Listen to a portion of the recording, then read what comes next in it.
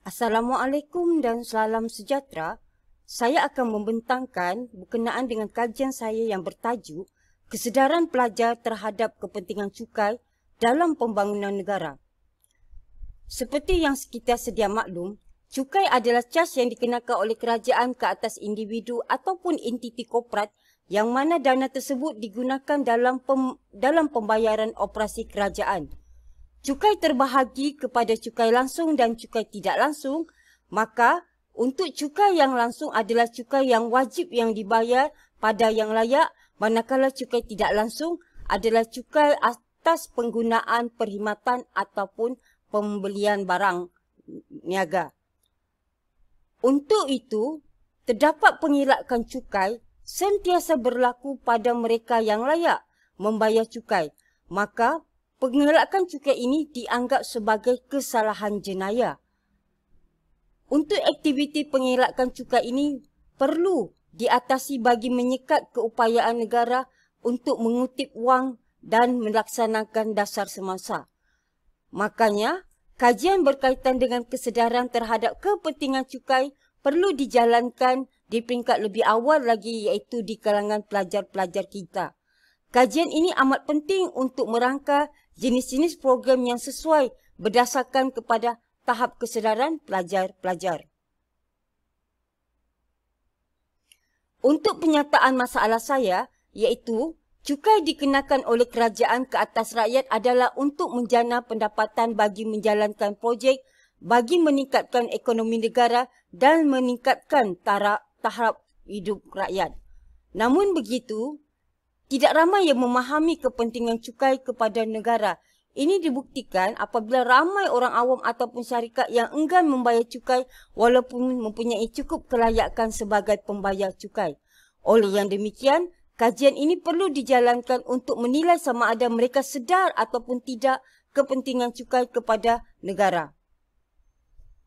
Untuk objektif kajian saya, di mana menilai sejauh mana kesedaran pelajar terhadap kepentingan cukai dalam pembangunan negara. Sorotan kajian ini mendapati dalam kajian Sanusi et al. 2001 iaitu menjelaskan bahawa terdapat kekurangan kesedaran cukai telah menyebabkan keengganan pembayaran cukai di kalangan Malaysia, di kalangan anggota masyarakat iaitu dalam konteks Malaysia. Dan ini selari dengan kajian Syafi'i et al. 2015. Manakala untuk dapatan empirikal Kamarudin dan Mustafa 2017 yang dipetik daripada kajian Sanusi et al. Yang mendedahkan bahawa tahap pemahaman dan kesedaran rakyat Malaysia terhadap cukai secara amnya adalah rendah. Setiap individu juga perlu memahami bagaimana cukai diuruskan supaya mereka sedar tentang kepentingan cukai. Hasil dapatan kajian Admit et al. 2022 juga menjelaskan bahawa pembayaran cukai juga perlu mengetahui bagaimana dan bila mereka dikenakan cukai. Dan yang terakhir, hasil kajian Wiksono dan Listari 2017 menunjukkan kesedaran membayar cukai sebahagiannya adalah positif hasil daripada pematuhan cukai. Ini membuktikan bahawa peningkatan kesedaran pembayaran cukai, maka tinggilah pematuhan cukai. Untuk kaedah metodologi kajian saya, populasi dalam kajian ini adalah di kalangan pelajar-pelajar Politeknik Kota Kinabalu, Sabah. Dan kajian ini menggunakan kajian kaedah tinjauan di mana kaedah tinjauan ini merupakan kaedah yang menggunakan soal selidik. Borang soal selidik diedarkan kepada semua pelajar yang diedarkan secara lawak iaitu atas talian menggunakan Google Form. Semua item diukur pada skala Likert 5 poin iaitu 1 sangat tidak setuju, 2 tidak setuju, 3 neutral, 4 setuju dan 5 sangat setuju. Bagi penentuan tahap berdasarkan skor-min, pula hasil daripada sumber Nagiman et al. 2019, skor-min 1 hingga 1.99 tafsirannya adalah lemah. 2.2 dan sehingga 2.99 tafsiran rendah. 3 hingga 399 tafsiran dia adalah sederhana dan 4 hingga 5 tafsiran dia adalah tinggi. Berikut merupakan dapatan hasil kajian saya yang dipecahkan yang pertama iaitu demografi pelajar, iaitu terbahagi pada untuk jantina seramai 54 orang dan perempuan seramai 85. Bagi tahun pengajian dipecahkan pada tahun yang pertama semester 1 dan 2, tahun yang kedua semester 3 dan 4 dan tahun yang ketiga semester 5 dan 6. Tahun yang kedua iaitu terdiri pada semester 4 dan semester 3 merupakan pelajar ataupun responden yang banyak menjawab iaitu seramai 62 orang. Manakala untuk pendapatan yang pada tahap 1000 sehingga 4849 seramai 112 orang pelajar yang mempunyai pendapatan ibu bapa pada range tersebut. Manakala untuk pendapatan yang sebanyak 10,960 ke atas seramai 4 orang sahaja.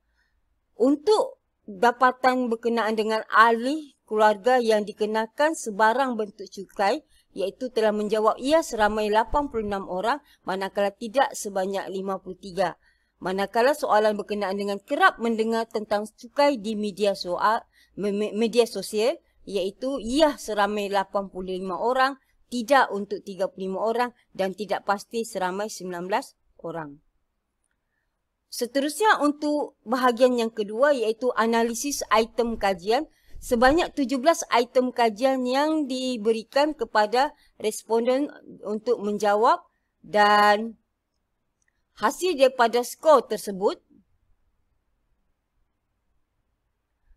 hasil daripada analisis ini terdapat 2 item yang mempunyai tahap tinggi dengan skor min melebihi 4, iaitu item ini menjelaskan bahawa tahap kesedaran pelajar adalah tinggi terhadap perkara asas tentang kesedaran kepentingan cukai, iaitu item yang pertama, dasar percukaian memainkan peranan penting dalam usaha meningkatkan ekonomi negara, iaitu skor min dia 4.43, manakala cukai menyumbang kepada tahap pertumbuhan dan pembangunan ekonomi pada skor min 4.29 min. Bagi item-item seterusnya, iaitu lebih kepada kepentingan spesifik, iaitu nilai skornya berada antara 3.859 sehingga 3.986, iaitu item yang ketiga, tujuan utama percukaian adalah untuk mengumpul sumber bagi membiayai perbelanjaan kerajaan. Skor seterusnya, tahap pembangunan ekonomi mempunyai kesan yang sangat kuat terhadap asas cukai sebuah negara dan skor yang terakhir iaitu 3.942 iaitu item sebab utama sistem cukai wujud adalah untuk memperolehi kos kerajaan dengan cara yang adil. Seterusnya daripada analisis ini juga terdapat 3 item yang mempunyai tahap yang rendah dengan nilai skor kurang daripada 4. Iaitu item ini menjelaskan tahap kesedaran pelajar adalah rendah pada perkara asas tentang kesedaran kepentingan cukai, iaitu item yang pertama, cukai digunakan untuk pengagihan pendapatan dan kekayaan negara, iaitu mempunyai skor 3.784.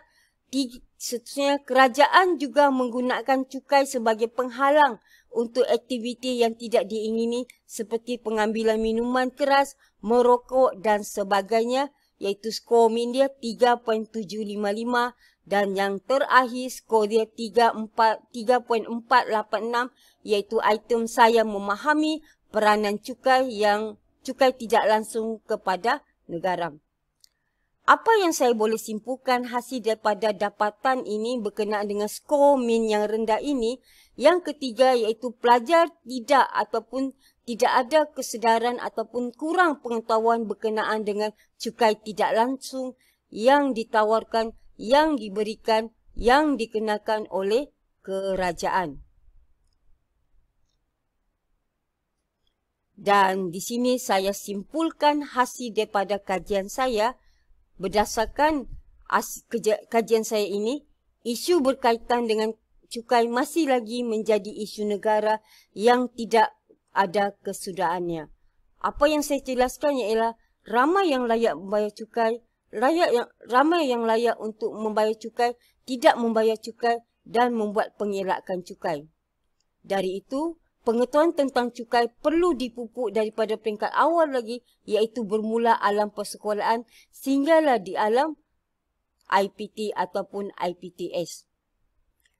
Dengan ini, kajian ini dijalankan di kalangan pelajar politeknik untuk melihat tahap kesedaran mereka di mana dapatan menunjukkan tahap kesedaran mereka secara keseluruhannya adalah pada tahap sederhana sahaja.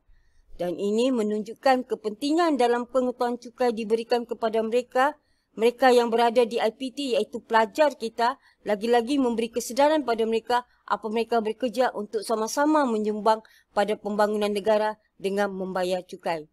Dan ini, dengan dapatan ini juga, saya berharapkan pihak IPT ataupun pada pihak politeknik akan merangka program-program berkenaan dengan pendedahan cukai bagi meningkatkan kesedaran pelajar terhadap kepentingan pembayaran cukai kepada pertumbuhan dan pembangunan ekonomi negara.